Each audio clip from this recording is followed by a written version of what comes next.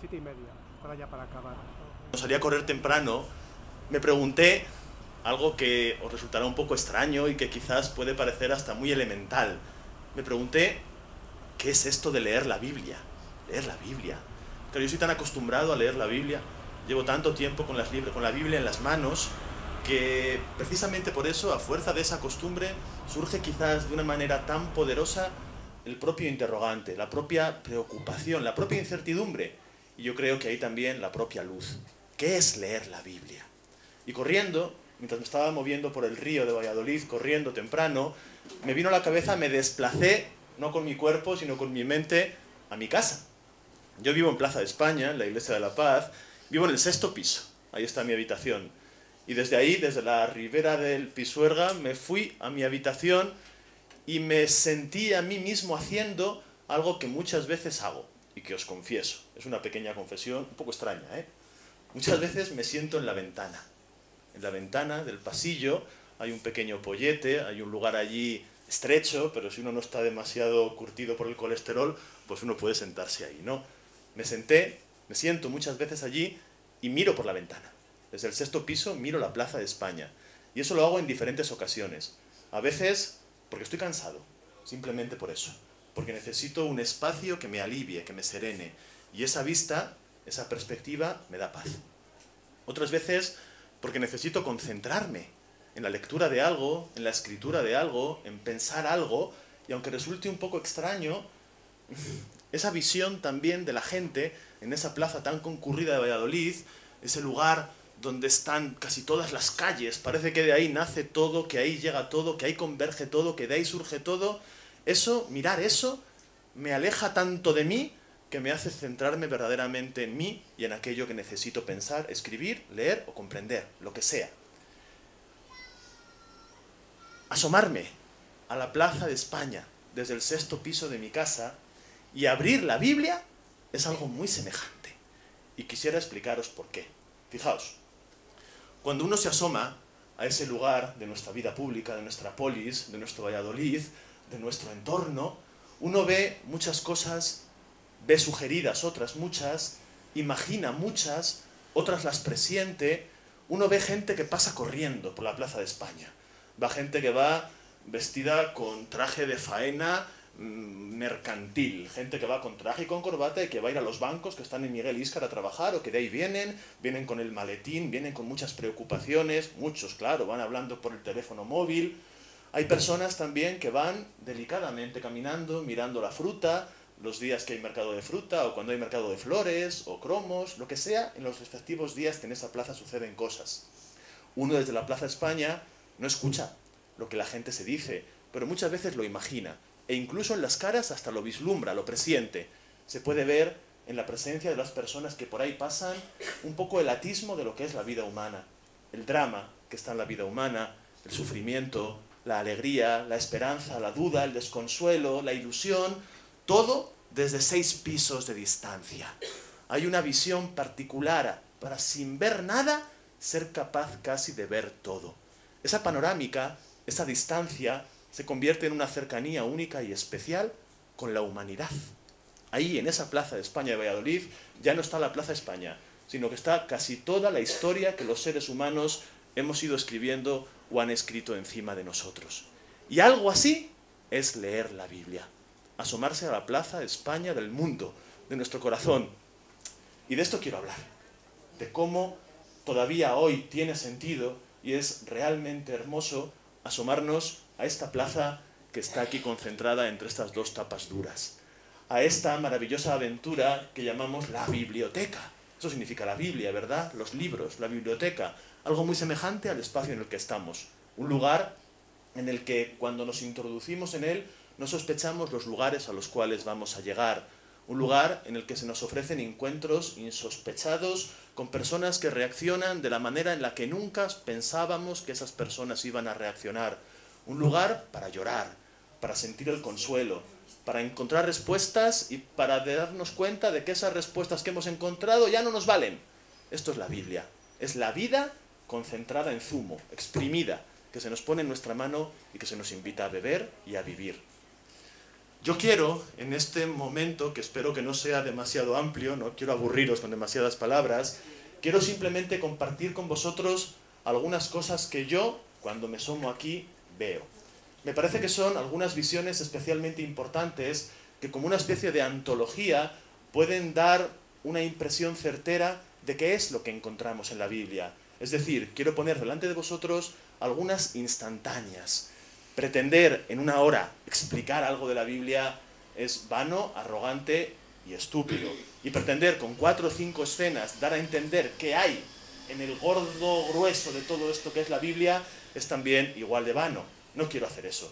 Quiero simplemente compartir mi visión y algunas de las páginas que a mí más me han serenado, inquietado, iluminado, ensombrecido, acompañado y dejado solo. Porque todo eso hace la Biblia. Todo eso hace la Biblia en nosotros. Vamos a empezar por el principio. Y el principio es la primera palabra de la Biblia. Yo siempre que tengo ocasión, como ahora, de tener algunas personas que tienen curiosidad o inquietud en acercarse a la palabra, a la Biblia, no escatimo tiempo en explicar el sentido de esta primera palabra. Porque creo que es la llave maestra para abrir muchas de las puertas, y muchas tienen cerrojos muy grandes, que en nuestro caminar por la Biblia nos vamos encontrando. Fijaos, todos conocemos cómo empieza la Biblia. La Biblia empieza con una frase mágica, cuya audición hace absolutamente irresistible su lectura. Cuando escuchamos esto, es imposible no continuar leyendo. La Biblia empieza así. Al principio, Dios creó los cielos y la tierra. Esta es la frase redonda.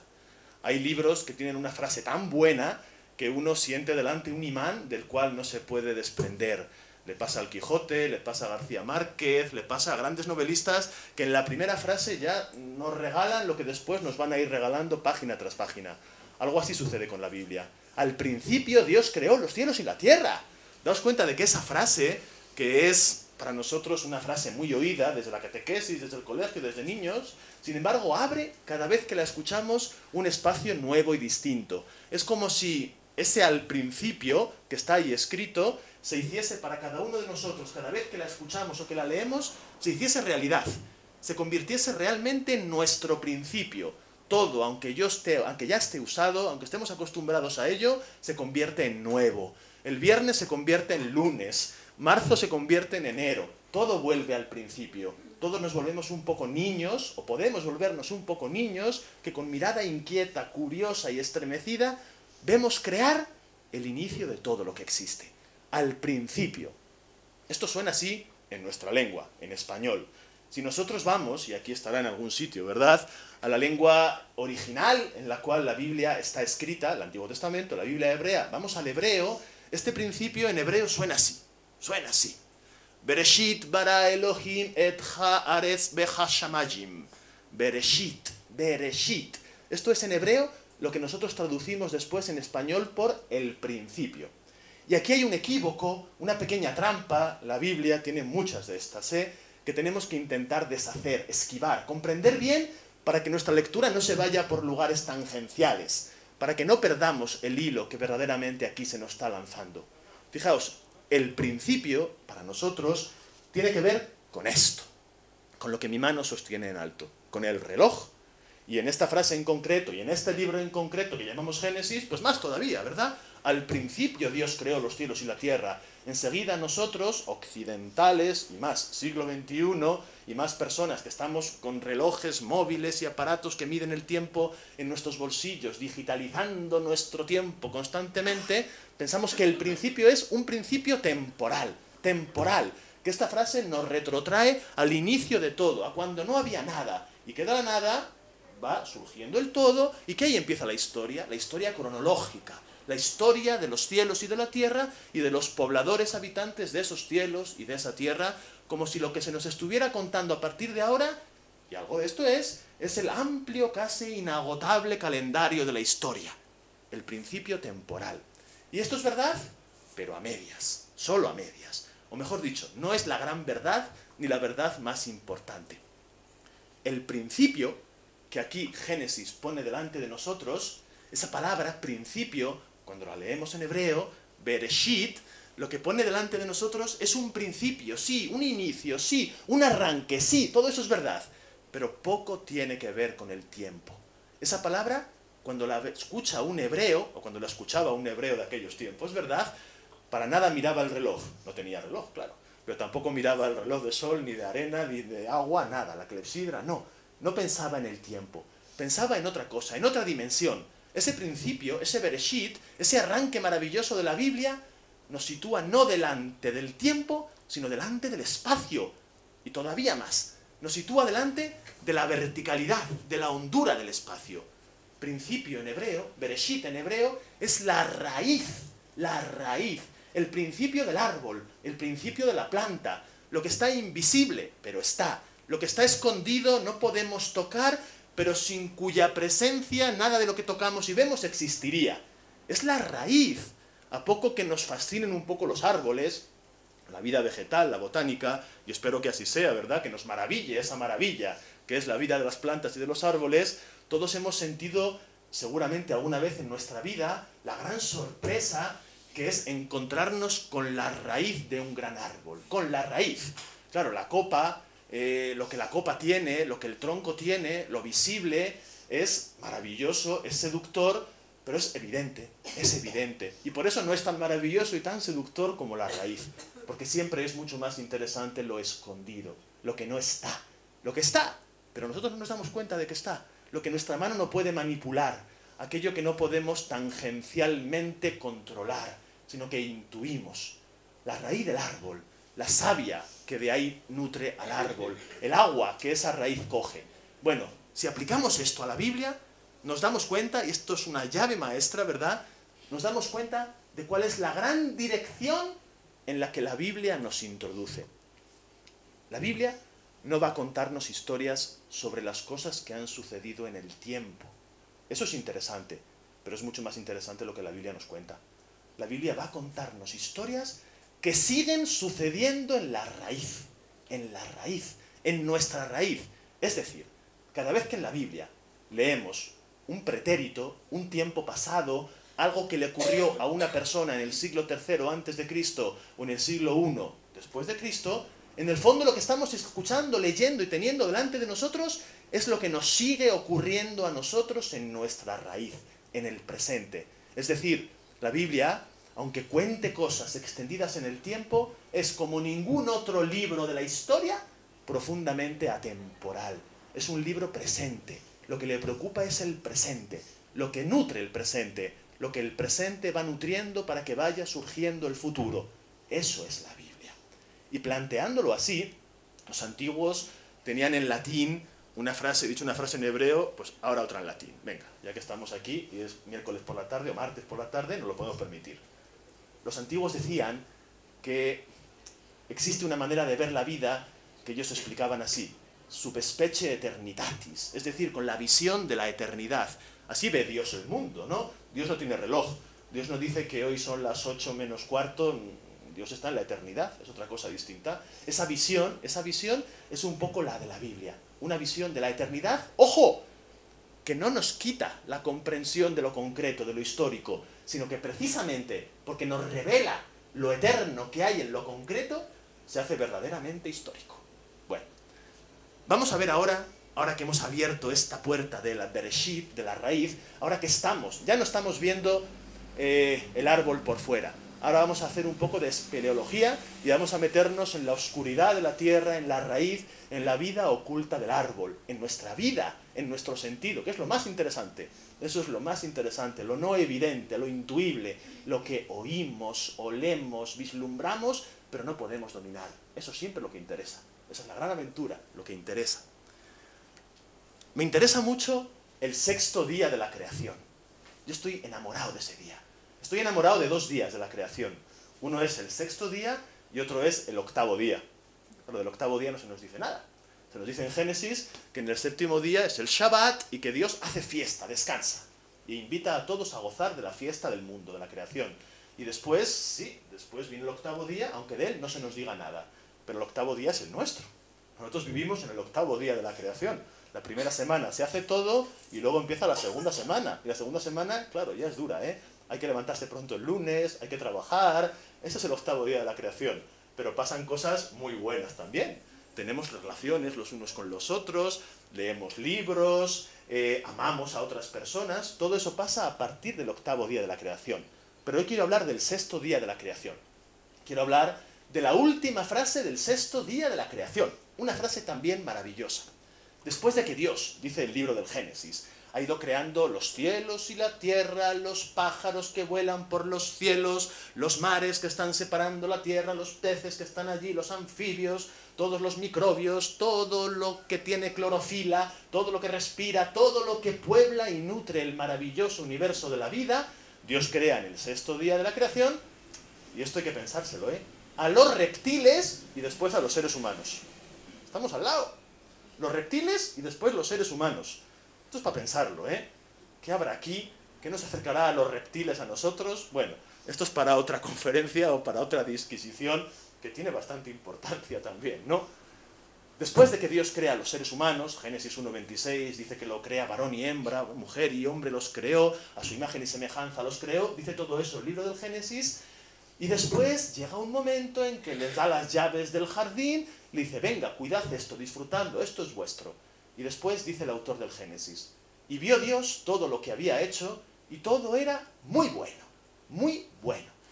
Bueno, en este pasaje, en el 6º día de la creación, hay una gran presencia, una frase que acabo de decir, vio Dios que todo era muy bueno. Ojo, ese todo es la frase que se dice al final del primer día, del último día de la creación, es decir, desde la atalaya de todo lo creado, Dios contempla todo, se sube al Everest, Dios ve todo, y desde ahí dice, todo lo que he creado, todo es muy bueno, todo es muy bueno. O sea, esto es esperanzador, es maravilloso. Pero ojo, ojo, ojo, leamos despacio.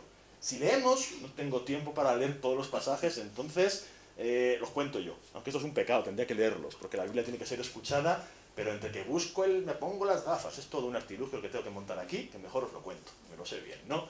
En el 6º día de la creación, Dios ha creado al ser humano, pero si retrotraemos nuestra lectura a los días anteriores, hay cosas que nos llaman la atención. Cuando Dios crea cada una de las cosas que crea, Dios crea la luz y dice, la secuencia es esta. Dios tiene la idea, la pronuncia, se convierte en realidad y Dios dice, esto es bueno. Hágase la luz, palabra de Dios creadora. La luz se hace. Dios dice, la luz era buena, la luz es buena. Ya está la luz en el universo de lo vivo. Y lo mismo va pasando con las cosas que Dios va creando. Con los mares, con las montañas, con los animales, con la vida vegetal, con todo.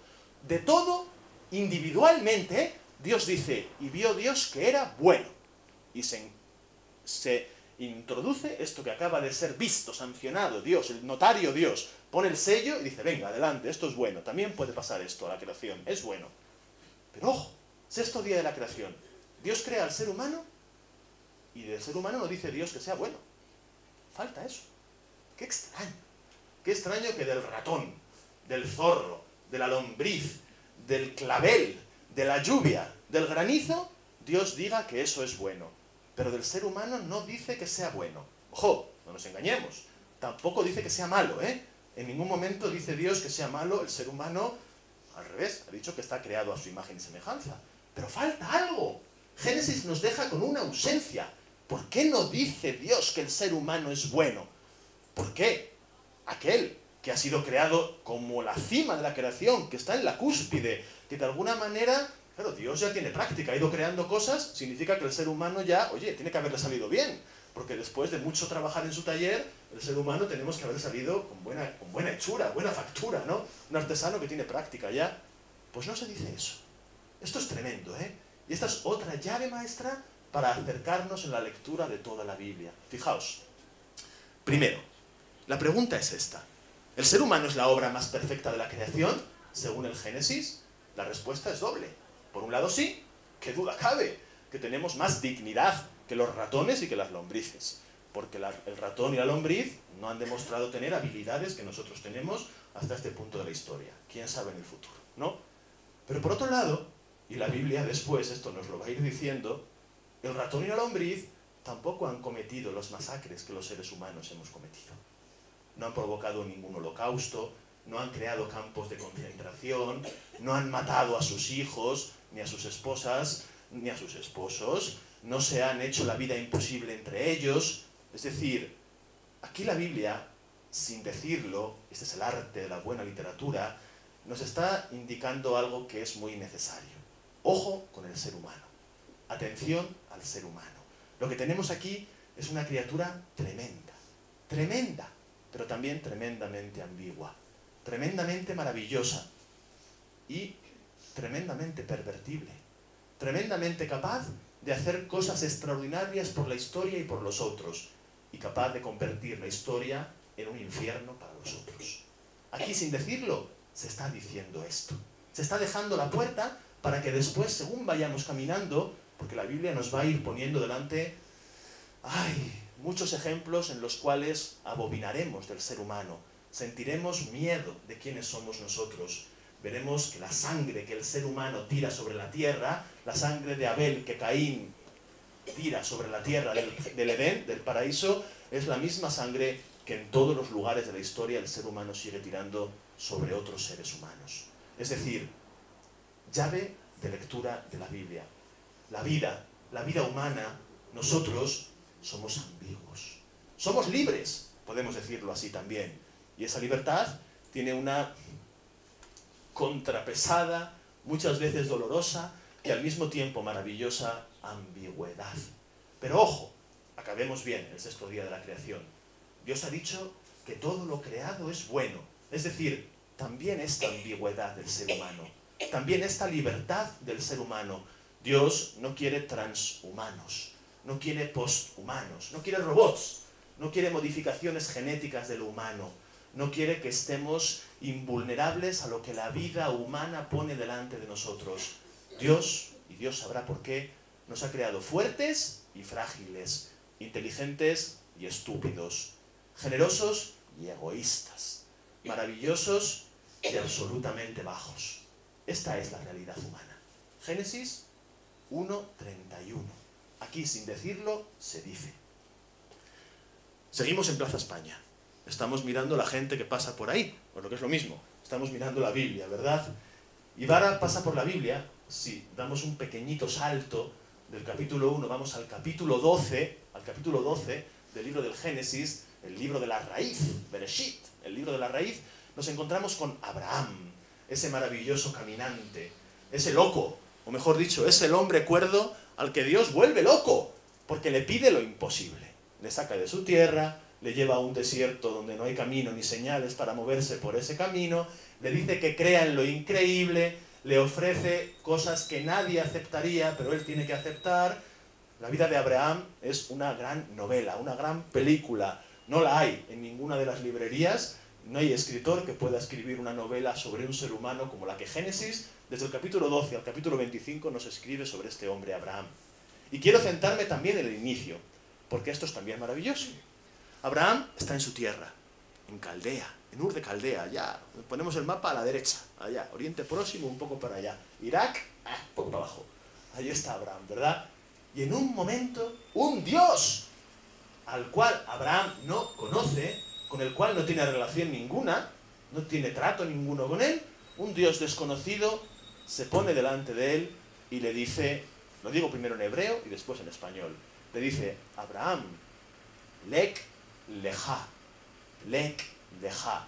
Si abrimos la Biblia, esta o las que están por ahí en el expositor, seguramente que esa frase hebrea que Dios le dice a Abraham, lek leja, se suele traducir en casi todas las Biblias en español de la siguiente manera. Abraham, levántate y vete, o ponte en pie y camina, con dos verbos. Uno, que habla de un cambio en el estado de la persona, de estar tumbado como estaría Abraham o sentado, era un hombre viejo ya, no estaba para muchas danzas, pues le dice Dios que se ponga en pie, y de estar quieto en su tierra, que camine. Levántate y camina, ponte en pie y camina. Bueno, la traducción es correcta, pero también es imperfecta. Para darnos cuenta de qué maravilla de lo humano pone delante de nosotros Génesis aquí, cuál es la belleza y el misterio de la historia de Abraham, que es nuestra historia, tenemos que hacer un poco de filología hebrea. Y esto lo entendemos todos. Tenemos que ir a la palabra hebrea, hacer un análisis y decir, ¿qué se dice exactamente aquí? Bueno, si hacemos eso, si vamos al diccionario de hebreo, a la gramática hebrea, si nos preguntamos por la lengua, que es fascinante, cualquier lengua es un universo fascinante, que se nos pone delante de nosotros para conocernos más a nosotros mismos, ¿no? En hebreo, lo que al pie de la letra este Dios desconocido le dice a este hombre viejo es lo siguiente. le dice a Abraham, camina hacia ti mismo, ponte en camino hacia ti mismo. Lek es un imperativo de caminar, de halak, lek, y leja es un dativo, es la dirección, el dativo. Ve hacia ti mismo. Es decir, si después nosotros leemos la historia de Abraham y vemos todas las cosas que a este hombre le van a pasar, desde el capítulo 12 hasta el capítulo 25, le pasan cosas tremendas, tremendas. Tiene que dejar los padres y todo lo que tiene allá, tiene que irse con su mujer, que se ríe de lo que Dios le dice, Sarai. Dios le promete y Sarai se ríe. Sarai es sensata. Dice, de este Dios no me fío. Este Dios nos está tomando el pelo. Este Dios es increíble. Y Abraham tiene que ver también eso. La mujer se ríe de lo que su Dios le pide. Pasan por Egipto. El faraón coge a su mujer. Abraham miente 2 veces. Abraham es un canalla. Le da a su mujer para que yazca con el faraón con tal de que a él le respeten la vida. A mí que no me toquen, a mi mujer que haga lo que quieren con ella. Después tiene que atravesar países, tiene que estar con su sobrino Lot, se pelea, se reparten la tierra, encontrarse con los que están en el camino, hasta que en el capítulo 22 Dios le dice, coge a tu hijo primogénito, y lo llevas al monte Moria, lo subes allí y lo matas, lo sacrificas, la aquedá, se llama esto en hebreo, la atadura, el sacrificio del hijo primogénito. Y antes han pasado muchas cosas. Abraham ha tenido un hijo con la esclava, con Agar, Ismael. Y Sara, la mujer legítima, ha tenido envidia y le dice a este hijo y a esta esclava, fuera, échalos. Y Abraham ha tenido que echarles al desierto, a su hijo, y a la que fue su mujer también. Es decir, Abraham ha tenido una vida, en 12 capítulos, increíble. No hay vida que tenga tantas cosas como la vida de este hombre. Cuando después de todo su ciclo, de toda su historia, volvemos al principio, a esta frase, escuchamos de nuevo el mandato de Dios, lo entendemos mucho mejor. Entendemos algo que la Biblia nos quiere decir y que en Abraham nos dice con letras muy grandes, con mayúsculas, y que después en cada una de nuestras vidas la Biblia nos sigue repitiendo. Y es lo siguiente. Todo camino exterior, toda aventura por fuera, todo viaje, toda empresa que hagamos por fuera, en el fondo es una aventura interior. Es un viaje que hacemos por dentro. La gran aventura no consiste en ir desde aquí hasta el Himalaya.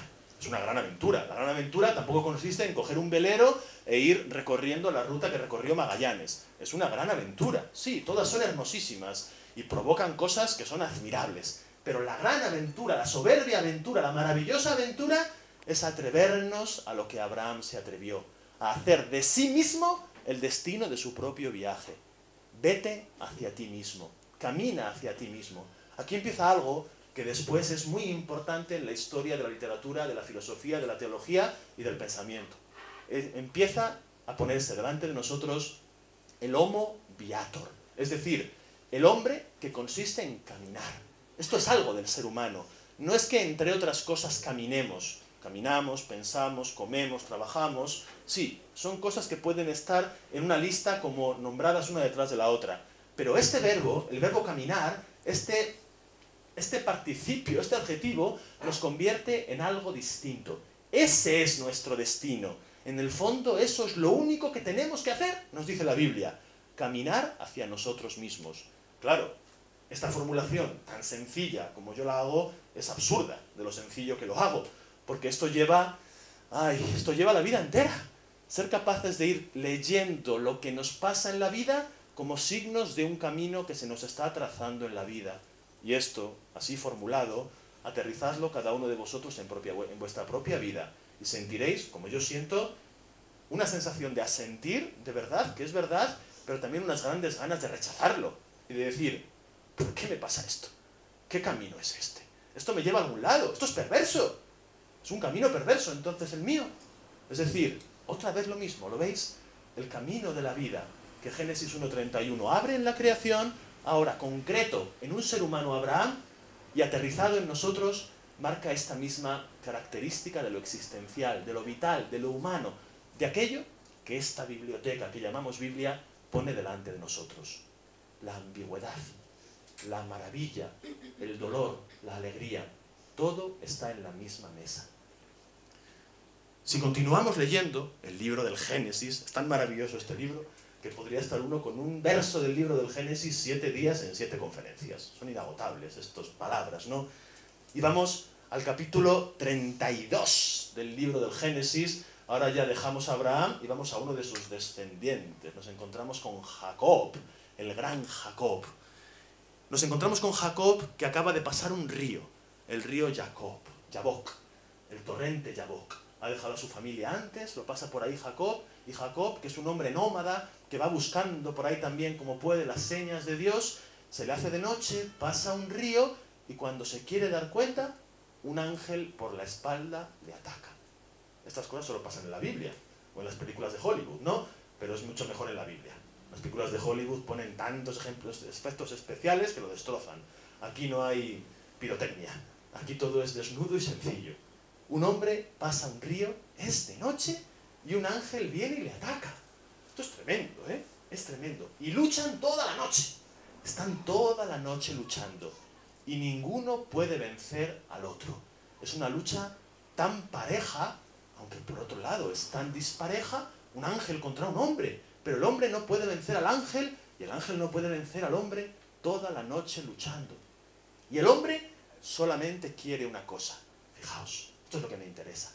El hombre quiere que el ángel, que le ha sorprendido al otro lado del río, esto es simbólico y bonito, al otro lado del río, un ángel, ¿eh? No es en este lado, es en el otro lado. Y no es a las 4 de la tarde, es cuando ya es de noche. Todo está bien cosido, ¿eh? El tejido está bien hecho.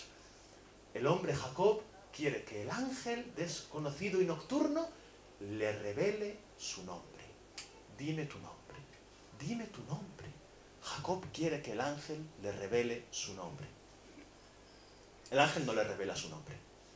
No le dice cuál es el nombre que él tiene, pero hace otra cosa. Le da otro nombre a él. A partir de ahora ya no serás Jacob, serás Israel, porque has luchado con Dios. Porque has luchado con Dios. Israel. Así esto significa, ¿eh? En hebreo esto significa el nombre de Israel, del país Israel. El contendiente de Dios, el que lucha con Dios. Claro. ¿Cómo no estar una semana hablando de esto? ¿Cómo no detenernos? Ahora lo que tendríamos que hacer, después de decir esto, es irnos todos a reflexionar sobre esto, tranquilos, porque es mucho más productivo que lo que yo pueda decir. Pero no podemos irnos todavía. El hombre le pide al ángel su nombre. Es de noche. Pasan toda la noche en combate. Nadie vence a nadie. El ángel no revela su nombre, el nombre propio, pero le concede al hombre un nombre nuevo. Algo de esto es lo que sucede en la relación de cualquiera de nosotros con Dios. Algo de esto sucede en nuestra relación personal con Dios. Todo encuentro con Dios, nos dice la Biblia, es de alguna manera un encuentro en otra orilla.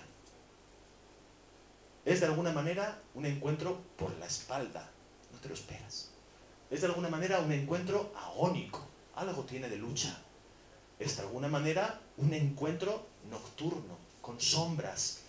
Cuando se hace de día ya no pueden suceder las cosas que suceden cuando está la noche velándolo, protegiéndolo todo. Hay una intimidad especial, única.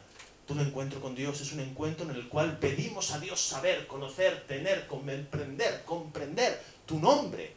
Quien comprenda el nombre de Dios, comprende todo. Entonces, ¿qué sería la llave para abrir todas las puertas, no? Por eso hay tanto respeto, hay tanto tabú, tanto misterio venerable ante el nombre de Dios. Por eso Dios es un nombre que no es un nombre. Pronunciamos una palabra, pero no estamos diciendo un nombre propio. No conocemos el nombre de Dios. No lo conocemos. No podemos conocerlo. Según la mentalidad antigua, el nombre te otorga el dominio sobre la persona. Pero conocemos nuestro nombre. Podemos conocer en ese encuentro, en esa lucha, en ese ir hacia la otra orilla, en ese intentar agarrar y no poder, en ese sentirnos agarrados pero después abandonados, en ese misterio bello y doloroso que es la relación con Dios, bello y doloroso misterio que es la relación con Dios, podemos ir conociendo nuestro nombre.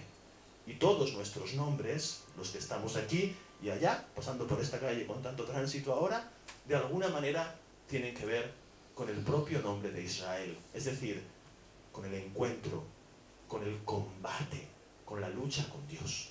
Nos dice Génesis 32. Vamos al libro del Éxodo. Esta es otra instantánea, ¿eh? Sigo mirando por la ventana y voy compartiendo las cosas que veo. Y en Génesis 3 encontramos algo maravilloso.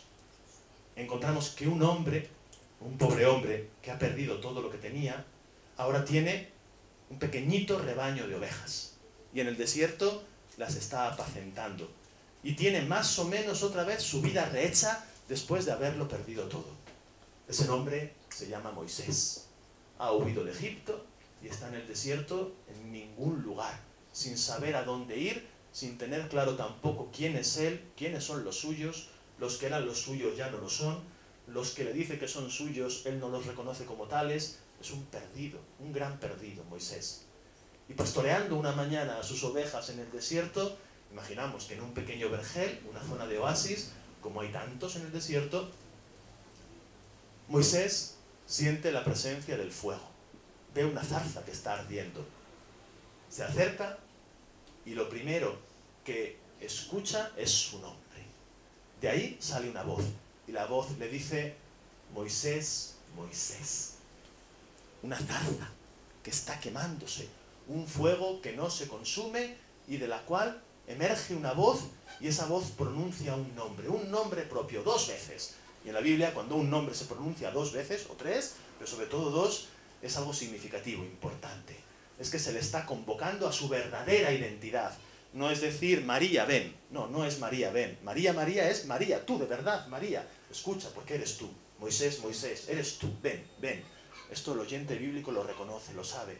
Moisés va allí y ante ese fuego que quema, escucha después las siguientes palabras.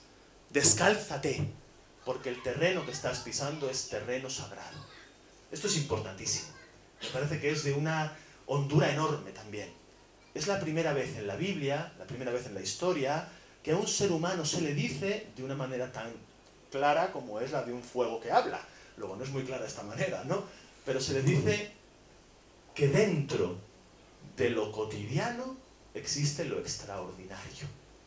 Que dentro de lo de siempre existe lo distinto. Que en el espacio de lo habitual está presente la maravilla.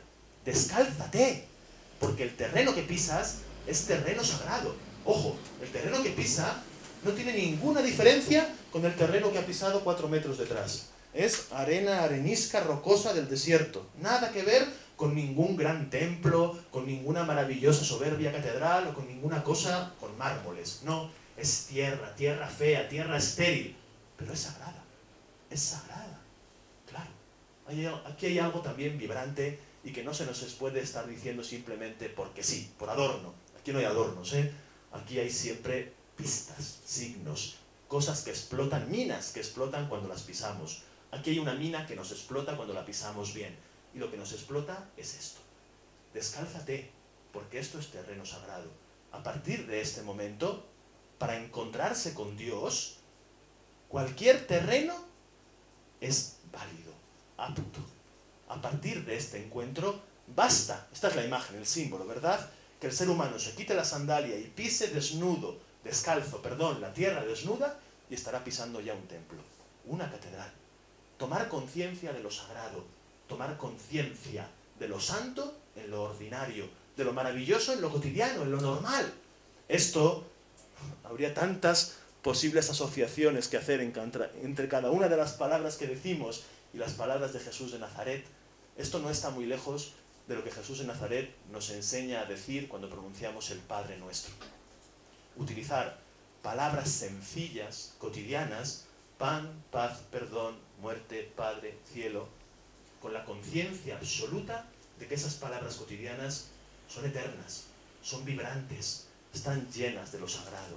El pan que está en mi mesa es un pan sagrado, el que tengo delante es sagrado, el cielo que me cubre y protege es sagrado.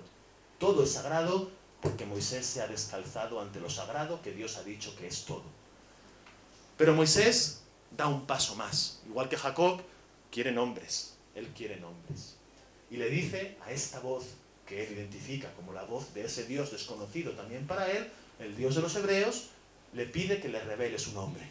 Dime tu nombre, para que cuando yo vaya de nuevo a mi pueblo, les pueda decir que el Dios que se llama así me ha hablado. Sino que Dios, hay muchos dioses, ¿no? ¿Qué Dios es el que me ha hablado a mí? Necesito darle la identidad concreta de este Dios. Bueno, aquí está la primera gran broma de Dios. En la historia del Génesis ha gastado algunas bromas buenas, pero el sentido del humor del Dios de la Biblia y también su gran capacidad poética empieza a vibrar aquí en Génesis 3:5, Génesis 3:14, unos versículos después del 5, ¿no? ¿Quieres saber mi nombre? Te lo voy a dar. Y el nombre que le da es el verbo ser, en infinitivo, en algo que no podemos entender. Ha habido generaciones y generaciones y generaciones de personas que se han acercado al texto bíblico tratando de entender este pasaje, y no hay nadie que lo haya podido entender, porque es absolutamente incomprensible. Incomprensible. Dios ha revelado su nombre velándolo. Velándolo. Ha dicho, mira, te lo doy, pero lo que te estoy dando es un nombre, primero, que no puedes entender, porque no hay manera de comprenderlo lingüísticamente. Segundo, es un nombre que no vas a poder pronunciar tampoco, porque esto tiene que ver con el hebreo, no tienes las vocales necesarias para poder pronunciarlo. Te doy todo, pero no te estoy dando nada. Te estoy dando el gran regalo. Y el gran regalo consiste en que el ser humano recibe de Dios la capacidad de no manipular a Dios. De no manipular a Dios. Los dioses antiguos eran invocados por su nombre y entonces hacían lo que los hombres decían que los dioses hicieran, ¿no? Uno invocaba a Baal o a Amón-Ra o a algunos de los dioses de las dinastías egipcias o mesopotámicas, ugaríticas de la zona, y el hombre, cuando tenía el nombre, se convertía en el verdadero dios.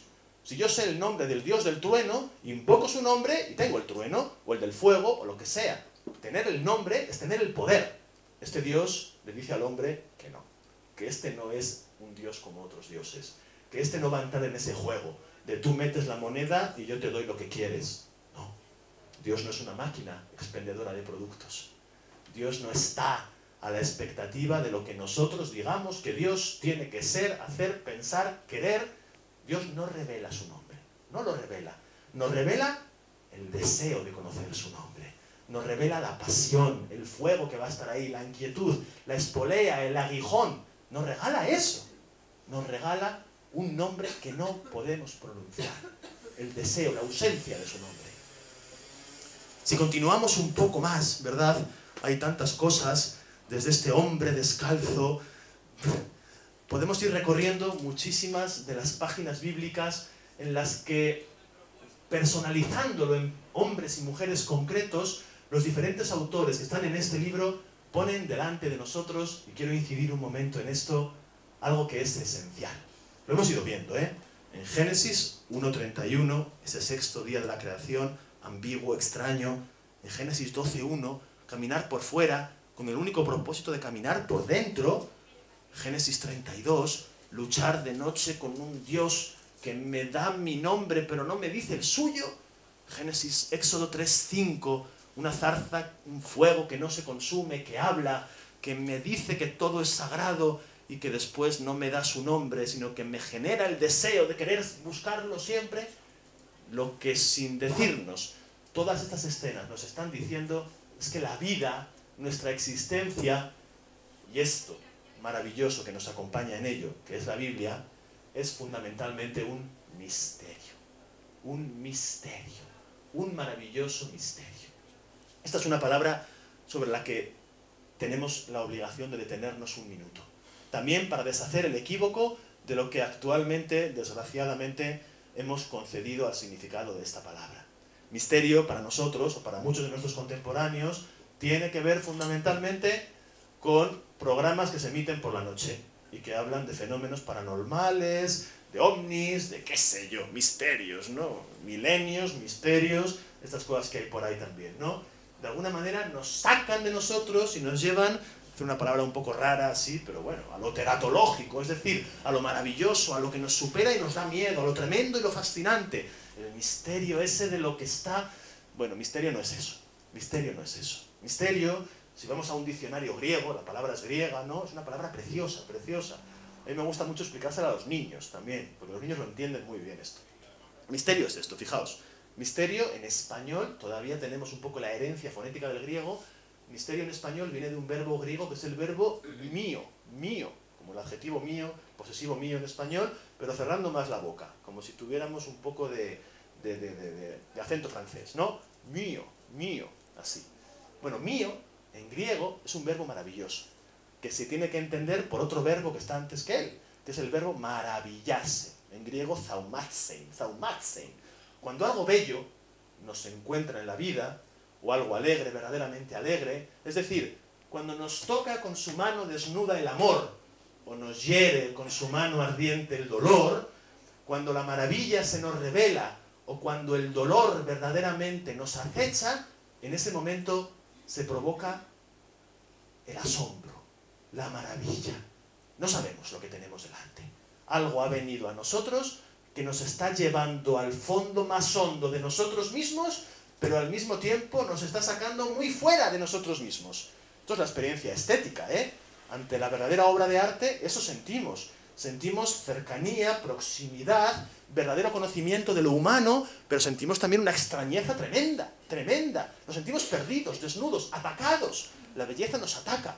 El amor, 3/4 de lo mismo. Y el dolor, pues creo que es bastante más fácil de comprender para todos, que también opera de esta manera en nosotros. Los griegos, nuestros hermanos los griegos, para esto utilizaban la palabra zaumatzein, el asombro, la maravilla. De ahí dicen los filósofos que nace el logos, nace la maravilla del pensamiento. Pero después utilizan la palabra misterio, el verbo mío. Y esto es muy bonito, muy bonito. Misterio es precisamente el intento humano, el estéril, vano, frustrante, pero irreprimible y también inquietante, bello y maravilloso intento humano de decir algo enfrente de la maravilla, enfrente del dolor, enfrente del amor, enfrente de la vida que nace, enfrente de la vida que se va, enfrente de la belleza del rocío en la mañana de abril, del animal que con su pureza me descubre mi propia pureza, enfrente de las grandes experiencias de la vida. El ser humano quiere abrir la boca, tiene muchas palabras que decir, pero se da cuenta de que ninguna de las palabras que pueda pronunciar van verdaderamente a decir nada. Por eso la boca se le cierra y hace este movimiento, que es lo que después da origen a este verbo griego. Quiere abrir la boca, tiene mucho que decir, se le cierra, mío. Es como que la puerta la abro, quiero salir, pero cuando voy a irme corriendo con fuerzas, me doy cuenta de que no tengo capacidad para recorrer siquiera 1 metro y cierro la puerta. La boca se me cierra. Eso significa el misterio. Y ahí está concentrado toda esta aventura un poco, si queréis, pues cinematográfica que yo os acabo de contar con estas imágenes, ¿no? El misterio es eso.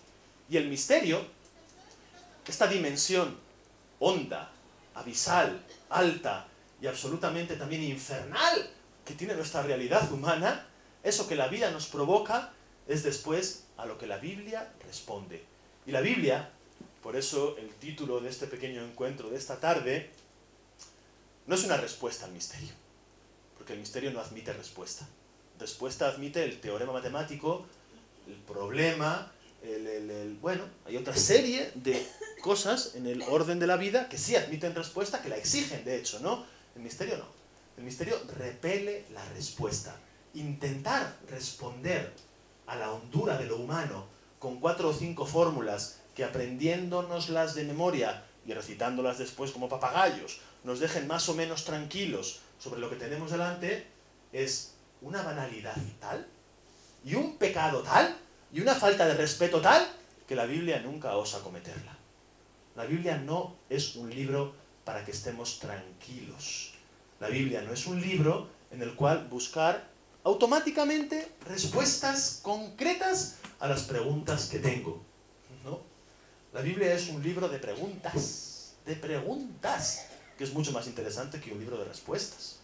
Eso bien lo sabemos cuando leemos los grandes libros que hemos leído en nuestra vida, que aquellos que más nos han fascinado son aquellos que más inquietos nos han dejado, aquellos cuyo final nos deja con una sensación de que esto no puede acabar así, o como hay grandes episodios en la Biblia que acaban de una manera, para nuestra manera de comprender, absolutamente extraña e inquietante.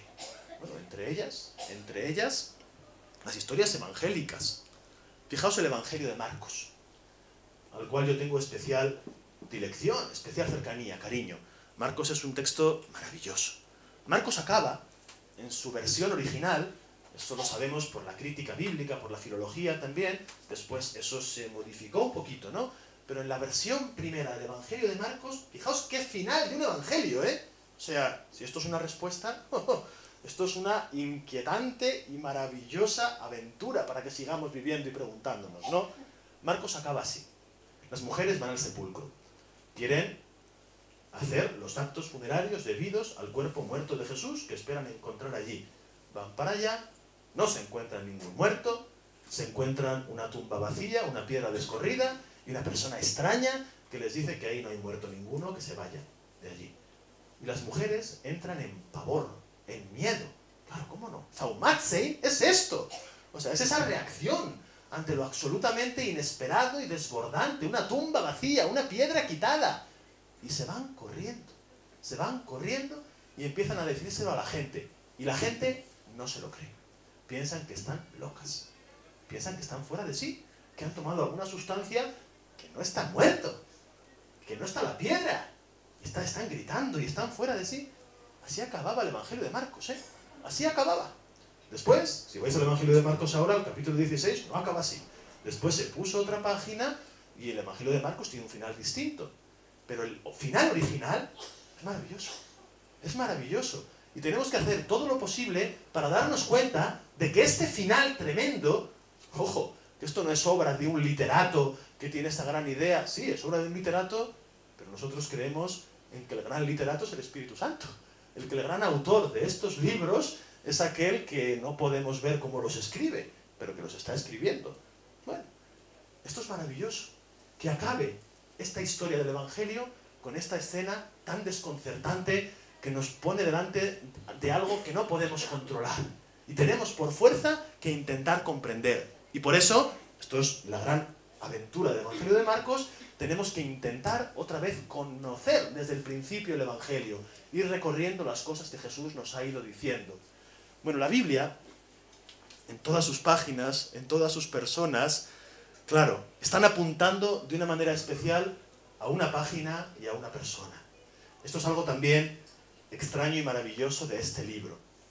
Por lo menos para nosotros, que a esto le damos una segunda parte. Es decir, dentro de la lectura cristiana hay algo que es esencial y que se convierte en motor y eje de todo el libro, que es el Evangelio.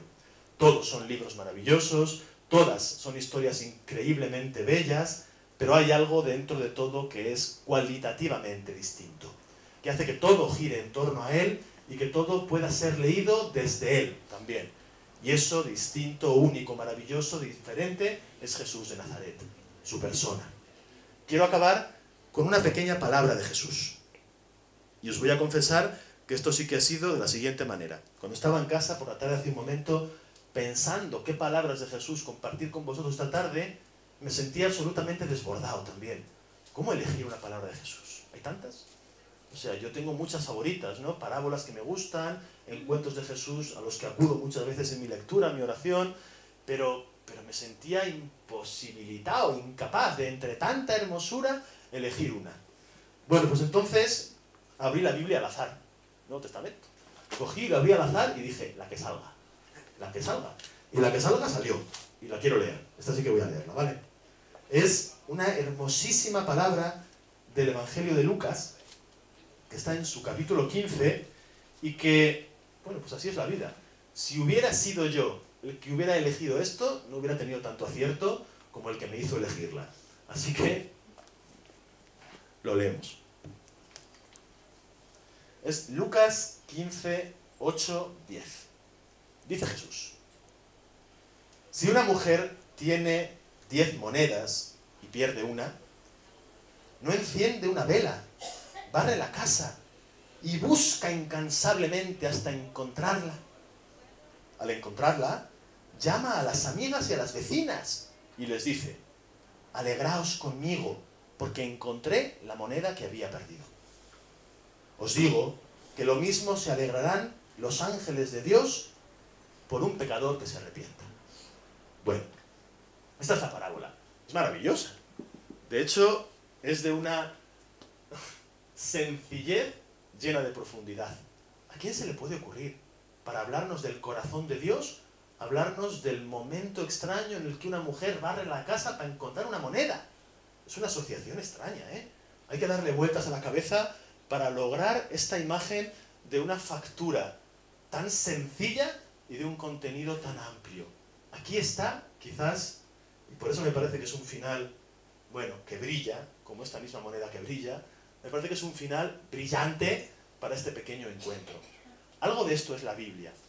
Estoy convencido de que en nuestro acercamiento, desde aquello que motive nuestro acercamiento, no le pongo puertas a esto, desde la inquietud cultural, desde el deseo de conocer los pueblos antiguos, desde el que quiere comprender mejor la historia del pueblo de Israel o de la literatura del pueblo de Israel, desde aquella persona a la que le gusta, le fascina la poesía, desde aquel para el cual la Biblia no es solamente un libro, sino que es el gran libro de la vida, aquel o aquella persona que en la Biblia se lee a sí mismo, no solamente lee historias, sea cual sea el acercamiento que las personas podamos tener para acercarnos a este libro, la Biblia siempre va a hacer que encontremos la moneda que hemos perdido. Y lo que es más importante, muchas veces va a hacernos dar cuenta de que esa moneda la habíamos perdido. Esto muchas veces pasa, ¿verdad? Da mucha más alegría a veces encontrar la moneda que yo no sabía que había perdido, pero al encontrarla me doy cuenta de que la estaba necesitando, de que esta era mi moneda, de que esta era mía, que hacer una búsqueda exactamente guiada de aquello que quiero encontrar. Esta es la fuerza de este libro también. Darnos aquello que no buscamos. Sorprendernos con aquello que ansiábamos, que añorábamos, aunque éramos desconocedores de que teníamos esa ausencia. Ponernos delante de nosotros con este Dios intangible, pero cercano, al cual podemos llamar, pero cuyo nombre no podemos dominar, que nos ofrece la puerta abierta de la vida, en su belleza, en su dolor, en sus grandezas, en sus pequeñeces. Este libro somos nosotros, estas historias son las nuestras, y estas imágenes, y muchas más, que todos nosotros, esta misma noche, abriendo cualquiera de las páginas de esta hermosa biblioteca, podemos encontrar en ellas verdaderamente nuestra vida y nuestra historia. Yo os animo y os invito a que leamos la Biblia, a que nos leamos en la Biblia, a que confiemos en la Biblia, a que caminando por sus páginas tengamos, como Abraham, la gran certidumbre de que aunque nos sintamos perdidos, estamos yendo por el camino. Y el camino es llegar verdaderamente hacia el descubrimiento de quiénes somos de verdad, que es algo mucho mayor y mucho más bello de lo que en cualquier momento de nuestra vida podemos sospechar que es. Bueno, gracias de corazón por la paciencia y por la atención. Son las 8:30 y más de una hora, pues no se puede aguantar este rollo más de una hora. Así que gracias de corazón, ¿vale?